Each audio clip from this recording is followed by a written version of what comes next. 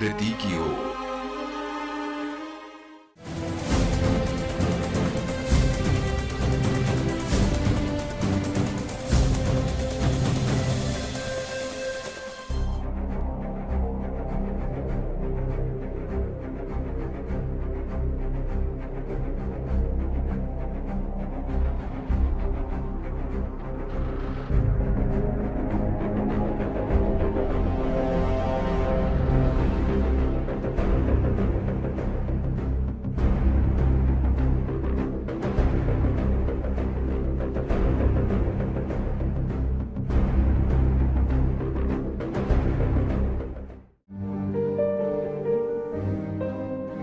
खूबसूरत जिंदगी, संभावनाओं से भरी जिंदगी की डोर आती जाती सांसों से बंधी होती है और इन सांसों का आधार है हरा भरा वातावरण यानी पर्यावरण। हम ऑक्सीजन लेते हैं और कार्बन डाइऑक्साइड छोड़ते हैं। हम जो कार्बन डाइऑक्साइड छोड़ते हैं वो पौधे ग्रहण कर लेते हैं और इसके बदले में वो हमें देते हैं बेशकीमती ऑक्सीजन।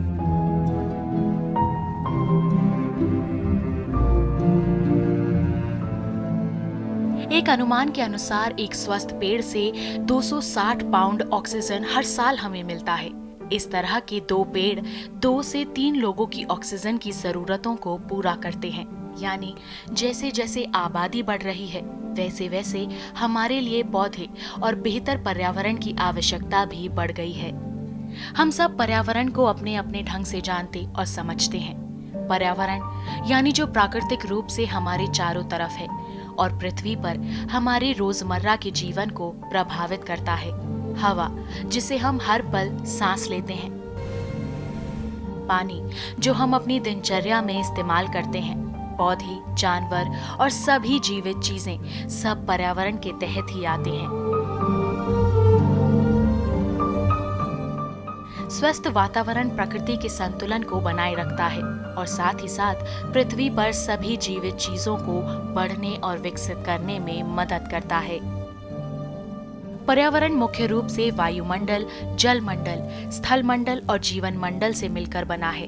पर्यावरण हमारे लिए कई तरह से उपयोगी है।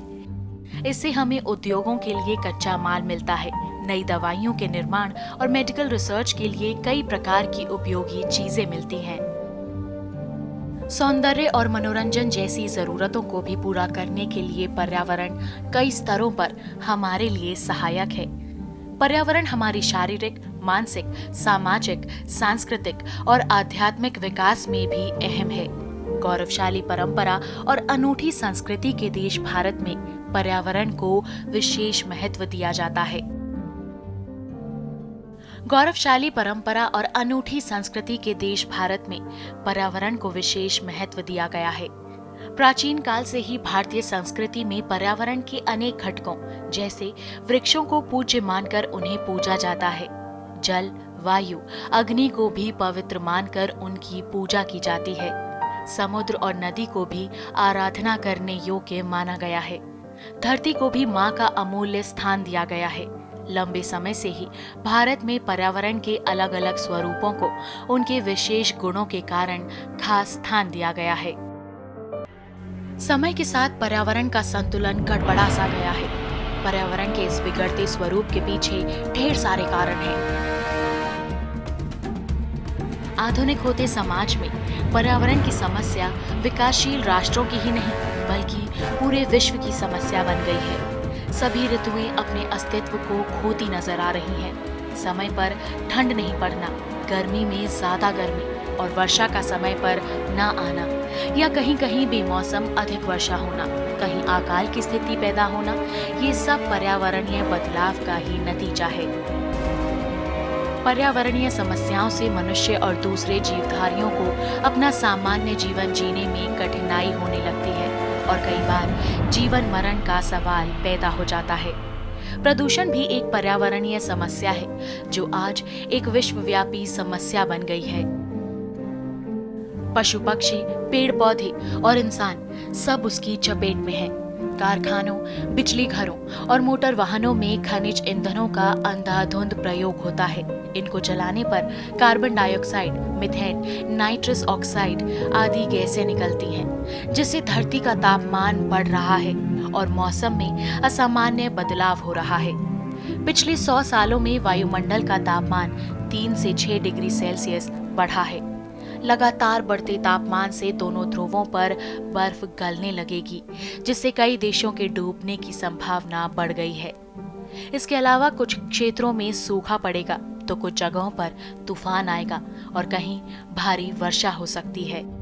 उद्योगों से निकलने वाली विषैली गैसों से वायु प्रदूषण कई गुना बढ़ गया है, जिससे पर्यावरण और जीव जंतुओं को बहुत नुकसान पहुंच रहा है।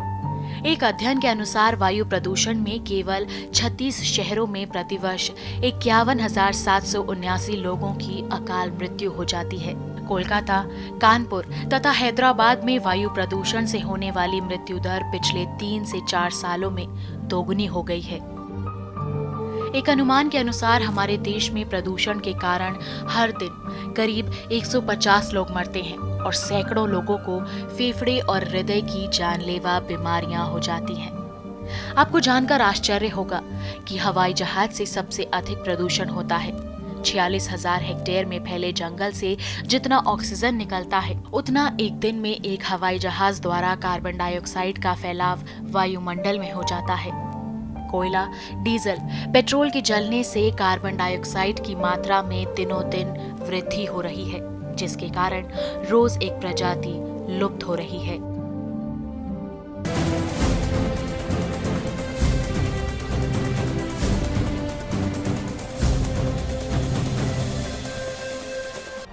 प्रकृति की ओर। बीमारियों से कैसे बचेगी फसल? मवेशियों की मुश्किलों का क्या है हल? कहां से लाए बीज, कितनी लगेगी खाद?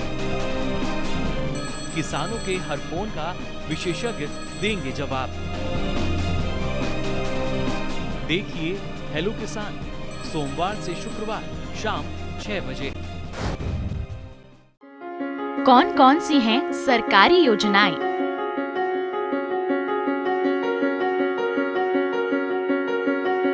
कैसे उठाएं इनका लाभ? जानिए अपने गांव का हाल। देखिए चौपाल चर्चा, सोमवार से शुक्रवार सुबह 9 बजे। जहां दिग्गज दौड़ाते हैं अपना दिमाग, ढूंढते हैं सामयिक सवालों के जवाब। खेती किसानी के मुद्दों पर मंथन का मंच।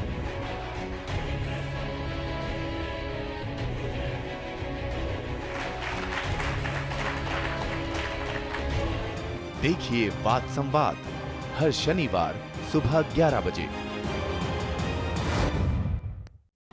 प्रकृति की ओर।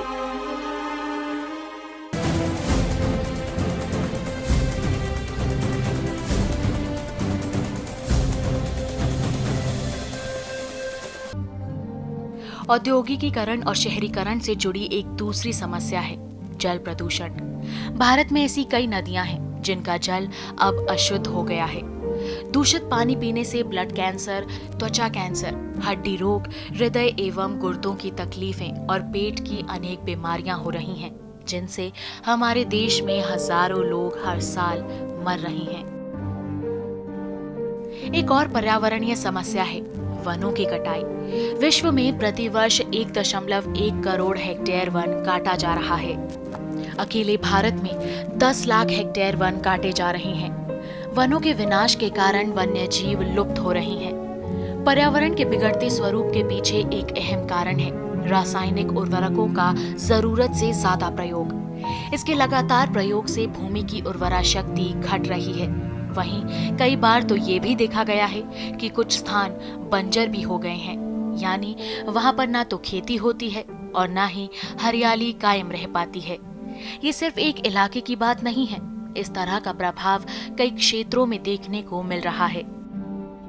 जितनी ज्यादा इस तरह के भूभाग बढ़ेंगे उतना ही पर्यावरण को नुकसान होगा। धरती सीमित है और जब भूमि ही अपनी उर्वरा शक्ति खो देगी तो भला हम हरे भरे वातावरण की कल्पना कैसे कर सकते हैं। पर्यावरण संरक्षण और जलवायु परिवर्तन ने पूरी दुनिया को प्रभावित किया हुआ है। इस समस्या से उबरने के लिए पूरी दुनिया को एक होने की जरूरत है। हम सबको अपने अपने स्तर पर कोशिश करने की जरूरत है। हर वर्ष 5 जून को विश्व पर्यावरण दिवस मनाने के पीछे भी यही मकसद है कि ज्यादा से ज्यादा लोगों को पर्यावरण के प्रति जागरूक किया जा सके। एज एन इंस्टीट्यूशन हमने एक स्टेप लिया। आपने ईटीपी प्लांट से स्टार्ट किया। कॉलेज के अंदर हमने last year solar power panel भी लगाया 100 किलोवाट कैपेसिटी का। अब उसमें अगर थर्मल पावर स्टेशन से हम उतनी पावर जनरेट करते हैं तो आप ये देखिए कि कितने टन कार्बन डाइऑक्साइड जो है वो एनवायरनमेंट में जाती है। और अभी हमारी स्टैटिस्टिक्स जो हमारे पास अवेलेबल है कि अबाउट 1 ईयर के अंदर more than 80 tons of carbon dioxide हमने एनवायरनमेंट में ऐड नहीं की because of this solar power panels. तो जहाँ हमने ग्रिड से कनेक्ट किया उस पर रेवेन्यू जनरेट हुआ, जहाँ पे शॉर्टफॉल है पावर का वहाँ पे पावर जा रही है। वहीं पे हमने in one sense of the word हमने हज़ारों की तादाद में ट्रीज़ को प्लांट कर दिया, जो कि normally trees carbon dioxide absorb करते हैं, तो कार्बन डाइऑक्साइड अब एनवायरनमेंट में नहीं जा रहा है। तो कॉलेज में जो बच्चे जब उनको ये देखने को मिलता है कि मेरे इंस्टीट्यूशन ने मेरे लिए एग्जाम्पल सेट किया है, आई एम कॉन्फिडेंट कि अपने घर में जाके अपने पेरेंट्स से बात करेंगे और कहेंगे कि हमें अपने घर के अंदर भी एक पैनल लगवा लेना चाहिए कि घर की बिजली उससे बने। तो पर्यावरण के साथ अपने आप को जोड़ने के लिए विश्व पर्यावरण दिवस उसी क्रम में मनुष्य जाति का एक प्रयास है, जिसमें हम जानते हैं, लोगों को समझाते हैं अपने आसपास के पर्यावरण के बारे में, शैक्षिक कार्यक्रम करते हैं और वृक्षारोपण का कार्य कर सकते हैं। पर्यावरण को बचाने के लिए लोगों के मन में जागरूकता लाएं, ऐसी कोशिशें करते हैं। इस तौर पर हम विश्व पर्यावरण दिवस मनाते हैं और इसकी मूल भावना भी यही है कि हम पर्यावरण के साथ सामंजस्य के रूप में लंबे समय तक रह पाएँ, लंबे समय तक बचे रहें, जी पाएँ और स्वस्थ रहें। इसलिए हम ये विश्व पर्यावरण दिवस मनाते हैं। कुछ उपायों को अमल में लाकर हम पर्यावरण के स्वरूप को बिगड़ने से बचा सकते हैं। युवा वर्ग आगे आकर सकारात्मक योगदान दे सकते हैं। जनरली एनवायरनमेंट डे हम इसलिए मनाते हैं ताकि हम अवेयरनेस फैला सकें।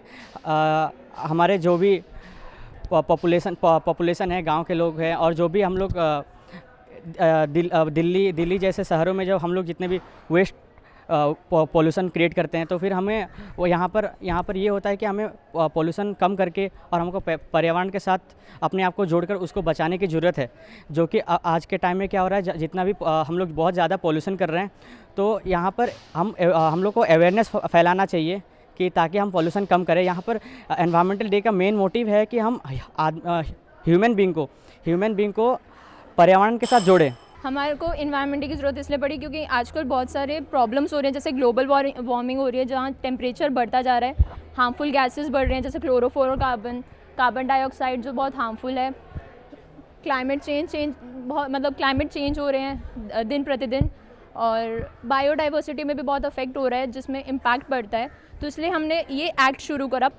सबसे पहले तो जो हमारा वेस्ट है, जो हम गार्बेज वगैरह फेंकते हैं, उसको सबसे पहले हमें अच्छे एरिया में और जहाँ डीकम्पोज हो रहा है उसको पहले अच्छे से कंटामिनेट करना चाहिए। जो हम गार्बेजेस वगैरह इधर उधर फेंकते हैं उसको जलाना नहीं चाहिए। प्लास्टिक बैग्स वगैरह कम यूज़ करने चाहिए। एसी और रेफ्रिजरेटर जिससे गैसेस निकलती है क्लोरोफ्लोरो, उसको कम होना चाहिए। इसलिए जो एनवायरनमेंट डे मनाया जाता है वो इसलिए मनाया जाता है कि जो हमारे पर्यावरण है उसको हम बचाएं, जिससे कि जो हमारी आगे आने वाली पीढ़ियां हैं उनको जो रिसोर्सेज हम इस्तेमाल कर रहे हैं वो उनको भी मिल सके। और एनवायरनमेंट डे में एक चीज़ और होती है, जो हमारे आसपास गंदगी है, जो हमारी इंडस्ट्री से जो गहरी गंदी पॉल्यूशन क्रिएट करने वाली जो स्मोक जो एमिट हो रहा है, बाहर हो रहा है, उसको हम रोकें। जो हमारे जो रिवर हैं, जो हमारी नदियाँ हैं, वो जो बहुत ज़्यादा पॉल्यूट हो रही हैं उस इंडस्ट्री से, उसको हम रोकें।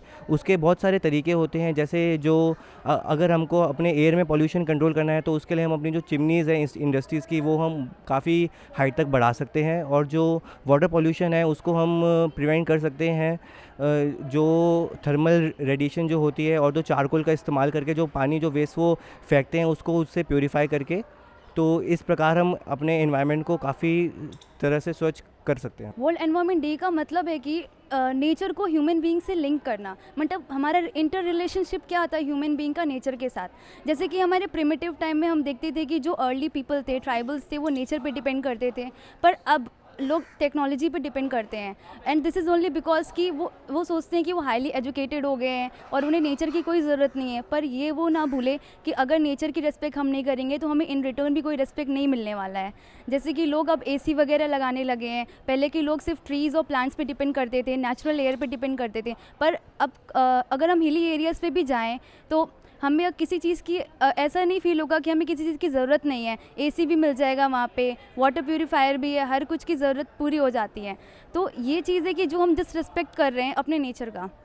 दूसरी चीज़ ये आती है कि अपनी तरफ से हम क्या कर सकते हैं नेचर के लिए। हम जैसे कि as a human being trees plant कर सकते हैं, जो वेस्टेज होता है वो सब चीज़ें हम डंप कर सकते हैं। प्लास्टिक वेस्ट को कभी जलाना नहीं चाहिए। एनवायरनमेंट डे के अंदर हम अंतर्गत बनाया जाता है, तो ये है ग्लोबल वार्मिंग के अंदर हम इस तरह के हम स्टेप उठा सकते हैं कि हाँ, जिससे हम पर्यावरण को सुरक्षा रख सकें। हम पेड़ पौधे लगा सकते हैं, हम फैक्ट्रियों को दूर किसी रहायशी इलाके से दूर जंगलों में लगा सकते हैं, और जो उनका पॉल्यूशन है फैक्ट्रियों का वो हम किसी नदी या फिर तालाब में ना फेंक कर कैसे हम इसको किसी ढंग से इसको हम प्रयोग में ला सकते हैं। इसी तरह हम पेड़ पौधों के संदर्भ में भी, जीव जंतु के संदर्भ में भी अलग अलग विशेष कदम उठा सकते हैं।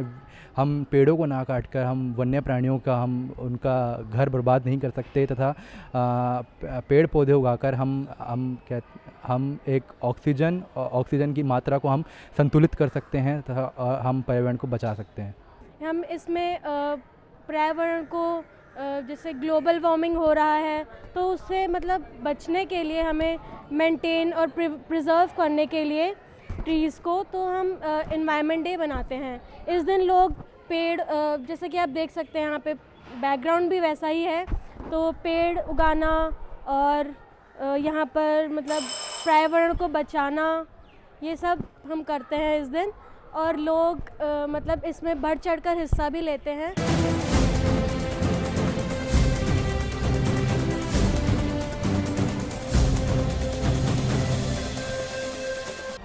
प्रकृति की ओर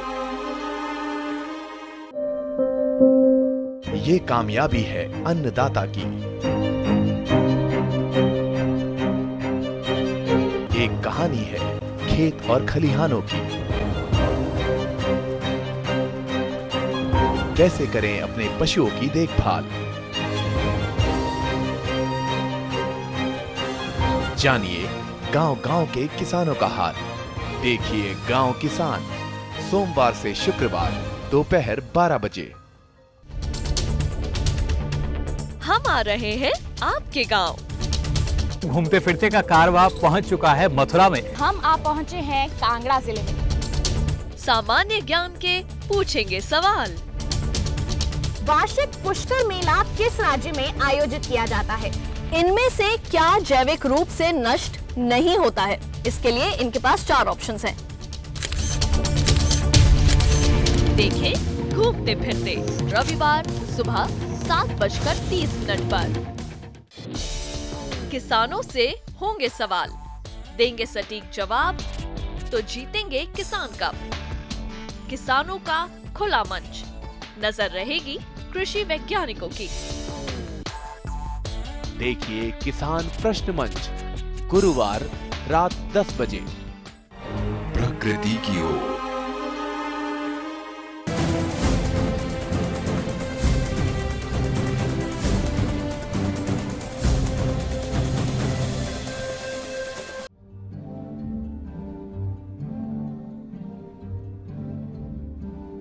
जल ही जीवन है। स्वच्छ और ताज़ा पानी समय के साथ और अधिक कीमती होता जा रहा है। इसलिए ये महत्वपूर्ण है कि जो कुछ भी हम कर सकते हैं इसे बचाने के लिए और पानी के प्रदूषण को रोकने के लिए वो अधिक प्रयास के साथ करना चाहिए। जब भी हम ब्रश करें, नल बंद रखें। स्नान के समय कम पानी खराब करें। वॉशिंग मशीन का उपयोग केवल तब करें जब कपड़े ज्यादा हों। तेल और रंग नालियों में नहीं बहाना चाहिए क्योंकि वे नदियों और अंत में समुद्र को गंदा करता है। पर्यावरण संरक्षण के लिए पॉलिथीन का बहिष्कार जरूरी है। दुकानदारों से पॉलिथीन पैकिंग में सामान नहीं लेना चाहिए। आसपास के लोगों को पॉलिथीन से उत्पन्न खतरों से अवगत कराने की भी जरूरत है। जब हम बिजली के उपकरण का उपयोग कर चुके हों तब उसे बंद कर देना चाहिए। इससे आप अपने बिजली के बिल को ही नहीं बल्कि ऊर्जा को भी बचाएंगे। सौर ऊर्जा का ज्यादा से ज्यादा इस्तेमाल करें जिसके कई लाभ हैं।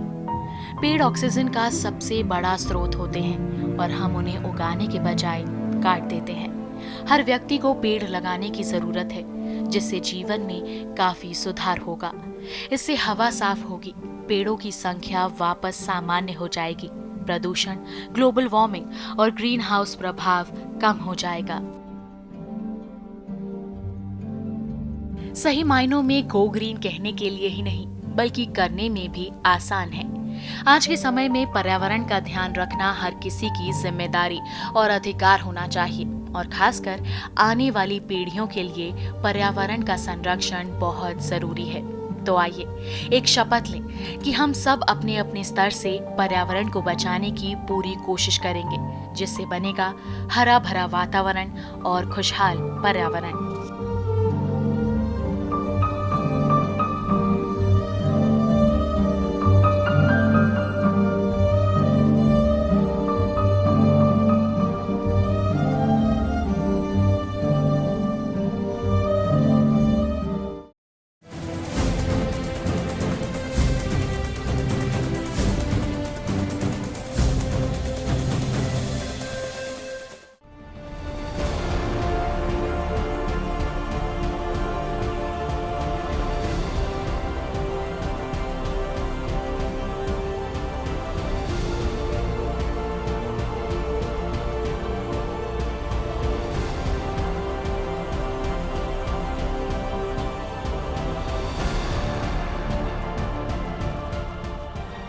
प्रकृति की ओर।